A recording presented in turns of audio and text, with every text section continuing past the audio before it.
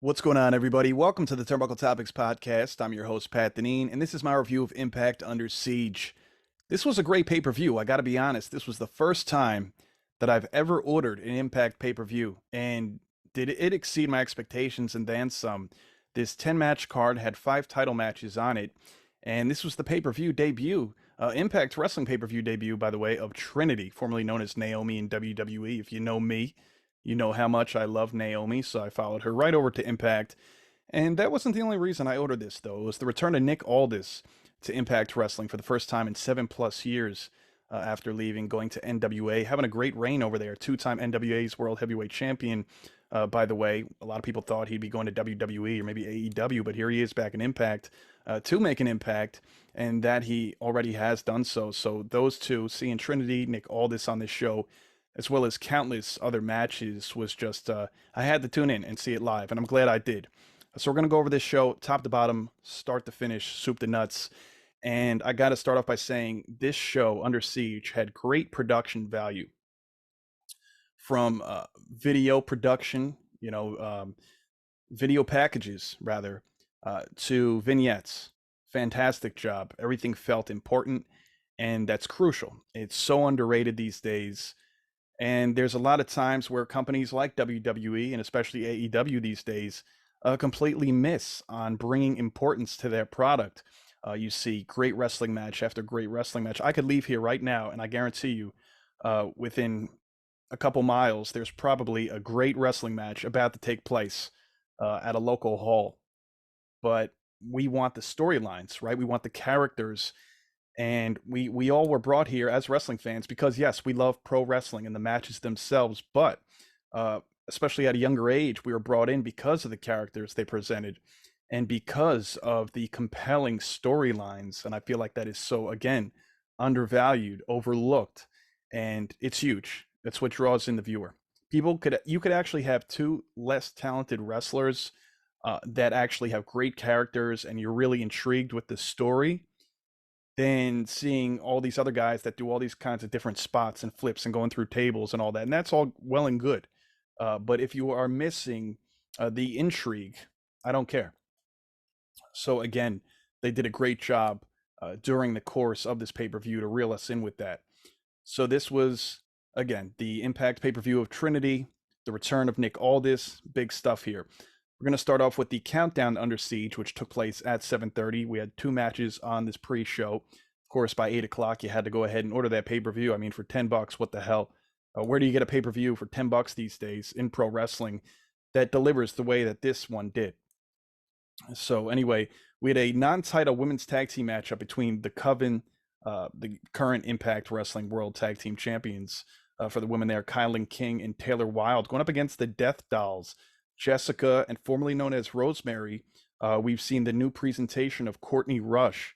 Now, for the last 7 years or so, she's went by the name of Rosemary, and now it's Courtney Rush, and I think this is great for her. It's going to rejuvenate her career, refresh her, revitalize her, and I like it. I hope that she keeps this and doesn't even do like a split persona, like once in a while, like Bray Wyatt, once in a while go to Rosemary and then be Courtney Rush. It all sounds well and good, but I'd rather her just stay with this opposed to like a Bray going to the Fiend and then being the Mr. Rogers character bit. Just keep her as this for a while. But anyway, she teamed up with Jessica, the Death Dolls, first time as Courtney Rush, opposed to being Rosemary, and it worked out. Started off pretty good here. The way this match ended was Courtney Rush made Taylor Wilde tap to the sharpshooter in Canada. Now, of course, this was not with the Impact Women's Tag Team Championships on the line, or else it would have changed hands on this night. But that was not the case. A non-title match here on the pre-show, which is good. I hate seeing title matches in any company on the line during a pre-show. It's a big pet peeve of mine. So anyway, good for her, and I hope to see them, maybe get a future tag team title opportunity. That'd be great. Now, the second match on this pre-show, we had a Digital Media Championship. Joe Hendry defending his title against Dirty Dango, formerly known as Fandango with WWE. And Dango hit Hendry with a low blow, immediately disqualifying him from this matchup. Now, Dango recently turned heel once we found out that he was the one who attacked Santino Marella just a few weeks back. So the way this finished post match was we got to see the Director of Authority Santino Marella return to clear the ring. Marella was attacked again a few weeks ago by Dango, which was in turn why he is heel now and he's no longer, you know, alongside Joe Henry. So we'll see what happens going forward with them. I kind of prefer Fandango as a heel. I did in WWE, even here now in Impact. He's funny. He's got a great personality. I will agree. He had a great run with the Fashion Police and so on with Tyler Breeze. That was a lot of fun. But anyway, so Joe Hendry got the DQ victory in that one. Going to the main card here, Nick Aldis. The return of Nick Aldis opened up the show, going up against Kenny King. Now, Aldis returned a month ago or so at Impact Rebellion, the last pay-per-view that they had. And Sheldon Jean accompanied Kenny King ringside. They've had this alliance as of recent. Now, after an elbow drop, Aldis should have got the win, but the referee was distracted. Sheldon Jean then jumped onto the apron. Aldis knocked Jean off the apron, but Kenny King gained the advantage for a bit. He was then powerbombed by Aldis, leading to his finisher, the Cloverleaf, where King tapped out. Fun match. Probably went roughly around 12 minutes or so. And here we were for the fourth overall match of the night already, but the second one on the main card. But actually, right before we got to that, we got to see a continuation from the other night. Post-match, Killer Kelly and Masha Slamovich. I actually love the fact that these two are feuding. And I just want to start off by saying I don't know a whole hell of a lot about her and even her tenure in WWE with NXT UK, but I like Killer Kelly. Masha Slamovich is cool too. She's very talented and she's going to have a very promising future as well. But personally, from a fan standpoint, I am all about Killer Kelly. Love what she's about. Anyway, these two were fighting throughout the crowd in the arena. Continuation again from the other night, prior's episode of Impact. They made their way to the ring. Kelly wrapped a steel chain around the neck of Slamovich. Security breaks it up. Again, a fun feud between the two. I mean, it doesn't look like they're having much fun in the sense of beating the living hell out of each other. But again, good stuff. And I hope Killer Kelly eventually becomes Impact Women's World Champion. Would love to see it. So now we had a 6-man tag team match between The Design and Rich Swann, Sami Callihan, and a mystery partner. That mystery partner ended up being Jake Crist, last seen on Impact in 2020. Now, his tenure with Impact began in 2017. He's a former X Division and tag team champion with the company. Now, during the course of this match, Crist had a busted left ear. It was pretty nasty, as a matter of fact. Swann, a busted lip. They were all beat to hell. It wasn't looking too good for them. However, they got the victory. Rich Swann ended up rolling up Alan Angels for the W. A lot of twists and turns going on in this one. Incredibly physical. Everyone was hurt at some point throughout. Hey, it's pro wrestling, right? But a lot of fun nonetheless. Now, this is what I was looking forward to. We had the quintessential diva, Giselle Shaw, going up against my girl, the debuting on Impact Wrestling pay-per-view, Trinity. This was good. This was a fun match. I'm glad that they gave them a good amount of time out there. And the last thing I wanted to see is Trinity squash Giselle, really, because as much as I want to see Trinity do well and really make a name for herself outside of WWE, at the very same time, I don't want her coming in here and just squashing all the competition. I want to see her wrestle. I mean, that would be the whole point of her coming to a different company outside of WWE, right? To get the opportunity to showcase herself, not just go out there for a 2 or 3 minute match. If she wanted to do that, she could have just stayed with WWE. So this was good. Mid-match, Savannah Evans, who was on the side of Giselle Shaw, of course, pulled Trinity out of the ring onto the floor. It's very hard. You could hear a thump, actually. And as Trinity hit the ground, this all happened while Jay Vidal, who is also, part of the whole Giselle Shaw clique and such, was distracting the referee from the opposite side of the ring. Trinity ends up hitting Giselle with a backbreaker, a little ode to Nikki Bella's rack attack that she did make mention of post-match on Twitter that night, led to her gaining the advantage once again. This match was a lot more physical than I thought it would be. Shaw did her thing, fully anticipated Trinity to take care of this early. Like I said, I'm glad that was not the case, because the last thing I want to see is a squash match when Trinity's really, she's been gone for the better part of a year from pro wrestling. So you want to see her get acclimated, get those reps in, get those matches, because we know that, Impact really doesn't have a consistent schedule of house shows and television tapings like on a daily basis, right? They usually do some here, do some there. They'll do, 2 nights in Chicago, 2 nights in Toronto, here and there. They don't wrestle nearly as much as WWE and AEW. So when she does have these opportunities to wrestle, yeah, I want to see a match that's going to definitely exceed 5 minutes, upwards of 10 at least. So good, good for Trinity, even good for Giselle out there, showing that she can hang, she can hang. But was no match for Trinity on this night. So that was pretty much that. Trinity locked in the Starstruck. That's her submission hold for the victory that we saw her defeat Kylan King with on her debut on Impact a few weeks back. Giselle taps, and that was that. So good for Trin. Also very excited for Trin because July 15th at the Slammiversary pay-per-view, she's going to be getting a shot at that Impact Knockouts World Championship against Deonna Purrazzo. So that'll be a good one. So now we have Subculture. They've been together since 2018, making their Impact debut. Flash Morgan Webster and Mark Andrews return to Impact, first time in 7 years. Danny Luna accompanied them to the ring versus ABC. Now, as of this pay-per-view, I know ABC, of course, that being Austin Ace and Chris Bay, the Impact World Tag Team Champions, were champions for at least 85 days at this standpoint.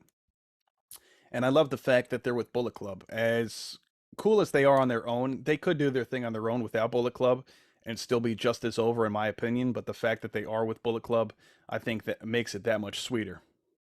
Pun intended. So anyway, exciting display of tag team wrestling. Again, I love this combo of Ace and Bay. They're not only my favorite tag team in Impact Wrestling, at this very standpoint, they're right up there in all of pro wrestling as one of my favorite tag teams, without question. So I do enjoy them a lot. We saw a crazy spot to the outside from Webster at the top of the ring post, flipping onto Ace and Bay. He was floating in the air, basically. Looked incredible.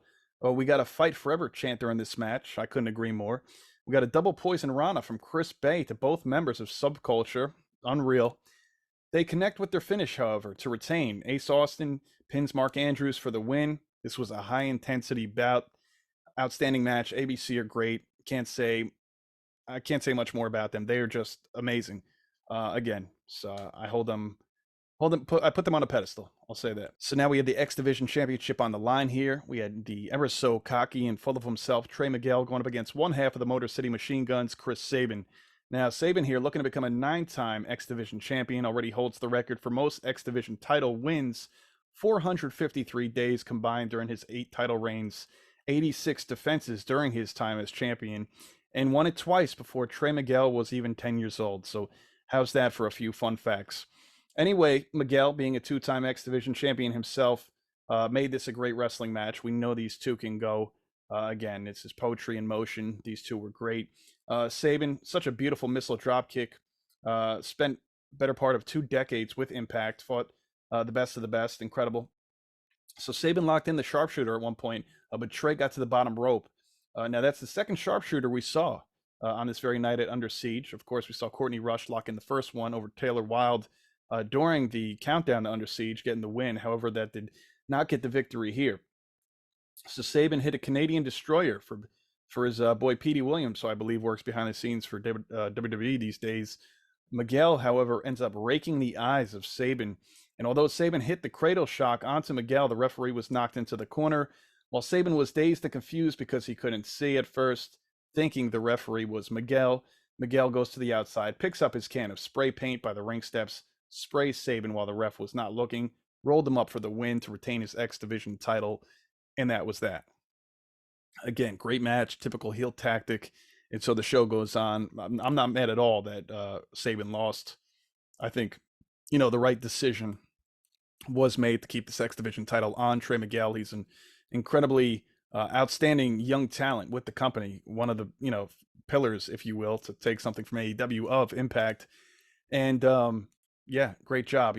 Sabin, I would like to see him be hit a double-digit victory as champion, get that 10th X Division win at some point in time, but just not yet. So now we had a number 1 contenders match to face the champion at Against All Odds. This was a 6-way contest. We had Moose versus Eddie Edwards versus Jonathan Gresham versus Yu Mayura versus Alex Shelley, one half of the Motor City Machine Guns, versus Frankie Kazarian. Ton of talent in this match from the past, present, and future. Now, Alex Shelley takes down Yu to become the number 1 contender, jumping right to the very end here.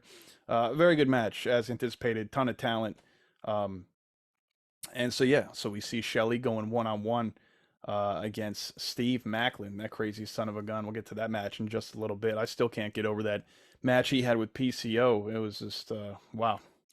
Anyway, there was so much going on during this six-man show that it was really six-man matchup rather, that it was hard to keep a gauge on everything in and outside the ring. Hence why I didn't really do any bit by bit and just jumped right to the finish there. But um, this was the first match of the show that I got my first loss. I did, however, have Jonathan Gresham winning and going on for that number one contender spot for the Impact World Championship. But look, I'll take it. And Alex Shelley, more than a formidable opponent for Steve Maclin. So now we have the Women's World Championship match. Three-time champion, the Virtuosa, Deonna Purrazzo, going up against two-time Knockouts champion, the Juggernaut, Jordynne Grace. And the whole thing here was, if Jordynne was not to win, this will be her final shot at the title as long as Deonna Purrazzo is champion. Now, going into this, I did not know that Deonna's 3-0 versus Jordynne Grace. So this is big. Not only if Jordynne Grace is to lose this, not only will she not get a title opportunity again, as long as Deonna's champion, but that would make her 0-4 against her. And, well, that's highly unfortunate because it seems like she just can't get over that hurdle. So going into this match, both of these women, by the way, 5'3", I could watch them wrestle every week, really. Two of the best in Impact by far, obviously. And I would easily, I'm not a big fan of this, but I would easily watch a best of 7 series between these two.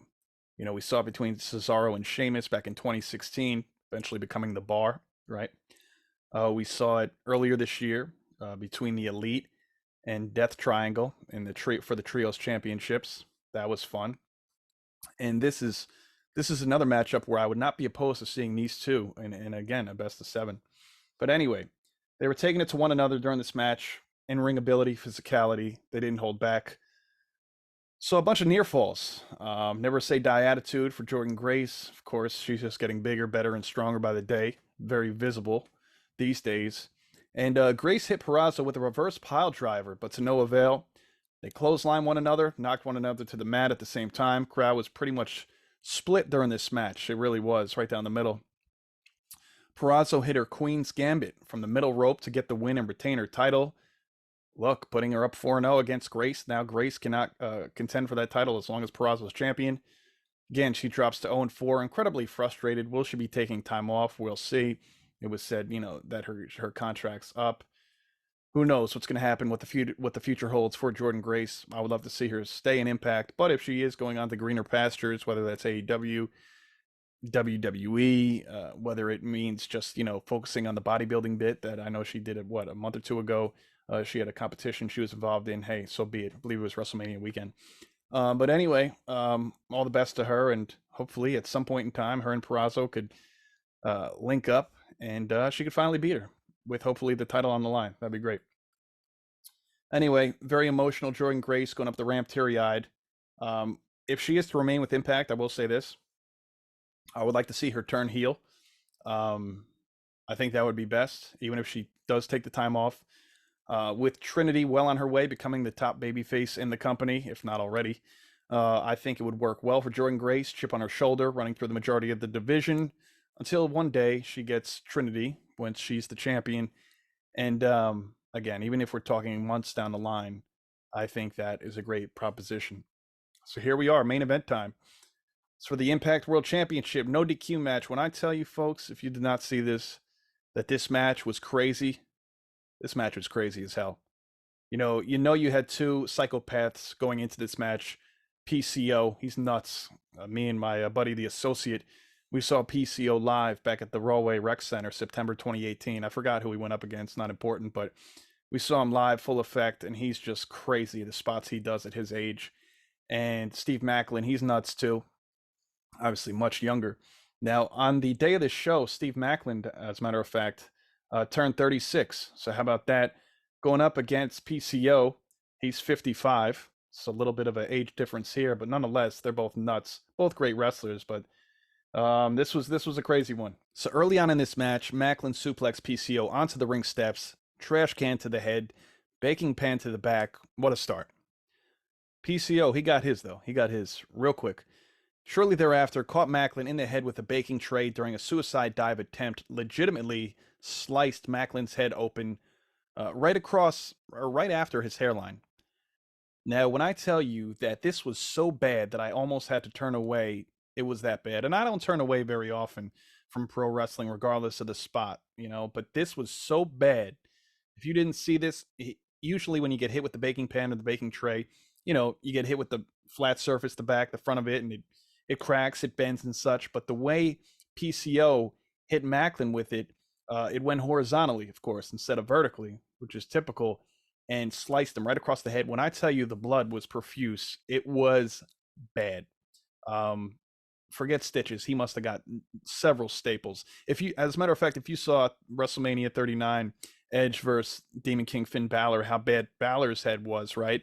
From that ladder shot from Edge. And that was disgusting. That was bad as well. Of course, he had a vertical cut going up the left side of his head. This was pretty much very similar, except it was, of course, again, going horizontal in the front. And the blood was more profuse, at least from the vantage point of what I saw, what we all saw if you tuned into Under Siege. Anyway, absolutely disgusting. Blood everywhere. So again, this was so early on in the match. I'm like, I gotta watch this thing, even though I thought twice about it. So anyway, jumping back into this match here, hard to watch. We heard a Jersey sucks chant because, of course, Steve Macklin being from New Jersey, not very nice. I didn't appreciate that, but I got it. I understood. He's the heel here. Anyway, he kept looking at his head and the cuts and the blood. I guess it just amped him up. I mean, what a birthday present that was. Golly. Anyway, Macklin stapled PCO's mouth shut. I said, this match is getting out of hand very fast. I couldn't believe what I was watching. PCO then goes, gets pliers, and removes the staples. What are we doing here? What's happening? It was a lot. It was a lot very fast. Macklin got concrete slabs from beneath the ring on the back of PCO, 2 slabs hit with a sledgehammer, followed by a holy shit chant. Again, blood pouring out of the head of Macklin. PCO somehow kicked out of the cover. These guys are savages. In the words of the commentary team, as a matter of fact, Macklin was bleeding buckets. And that in fact he was. Macklin lost so much blood. I don't know how these guys even pushed on throughout, but they did. Major props to both of these individuals. So PCO set Macklin up on cinder blocks, but Macklin got up and took PCO, flipped him onto the cinder blocks, back first. DDT, 1, 2, 3. Macklin retains. A bloody birthday indeed. Got the win, retained. Now, a lot happened post-match. Macklin got on the mic and called out Scott D'Amore, Impact president, and tells him, come out, put this title around his waist, and shake his hand as he said he would if he were to win. And that's what happened. So Scott came out, puts the title around the waist of one Steve Macklin. Scott extends his hand for the handshake. Then Macklin refuses to shake his hand and then walks out of the ring. Bully Ray steps in behind D'Amore and chokes him with some kind of a strap. Bully tells Macklin, get the table. Little ode to the days of the Dudley Boys, telling Devon, get the table. So anyway, they set up a table in the middle of the ring. Bully had lighter fluid, formerly known as Aiden English on commentary, comes out. Matthew Ronwald, I believe is his name. So anyway, he comes in, tries to put a stop to it, gets knocked to the outside. PCO then gets in the ring, knocks Bully down, but Macklin interferes. The Motor City Machine Guns come out to help PCO. They get taken out as well. Bully sets the table on fire. Macklin sets D'Amore up, gives him to Bully Ray. They powerbomb him through a burning table. Now, by this point, Bully Ray tells Scott that he will never get rid of him, and that he's here forever in Impact Wrestling. So that was pretty much it, taking him and the whole entire company down, is what he said he'll be doing. And Bully Ray raises Steve Macklin's hand in victory as the show's about to go off air. While they ask the crowd, do you know who I am? Macklin says, I run this place. I am the Impact World Champion. I am the boss around here. Tells Bully, I like the way you think. If there was one word I could use to describe the entirety of this show, Impact Under Siege, this pay-per-view, again, I told you at the very start, this was just well put together, from video packages to vignettes to matchups, everything. One word to describe this 3-hour show: execution. So well done. So well done. Their emphasis on quality is unmatched. Again, I'm going to watch their pay-per-views going forward now, and we'll see how it is. with Against All Odds, with Slammiversary, and all the others to follow in 2023. I will be watching them and keeping a keen eye. But I'm going to tell you what, a first impression, ordering an Impact pay-per-view for the very first time, Impact Under Siege, was phenomenal. I cannot give them enough credit. Really, great job start to finish. Very impressed. I finished 9-1 for the night. That also didn't hurt either. So Tom Hannafan, formerly known as Tom Phillips in WWE on commentary, lead commentary guy over there now, he called this current situation as it was unfolding at the end, hell on earth as they went off air. So beautiful show. Again, kudos to everybody in Impact Wrestling, all the men, the women, of course, wrestlers, and everybody backstage behind the scenes in production. Very good. So I'm looking forward to Impact Wrestling going forward. And you got a fan in me. You sold me. So I will be watching on a regular basis now, as I do with WWE and AEW. So that's it here, folks. Thank you for tuning in to the Turnbuckle Topics podcast. I'm your host, Pat Deneen. This is the Impact Under Siege review, and I'll catch you next time. Thanks for listening.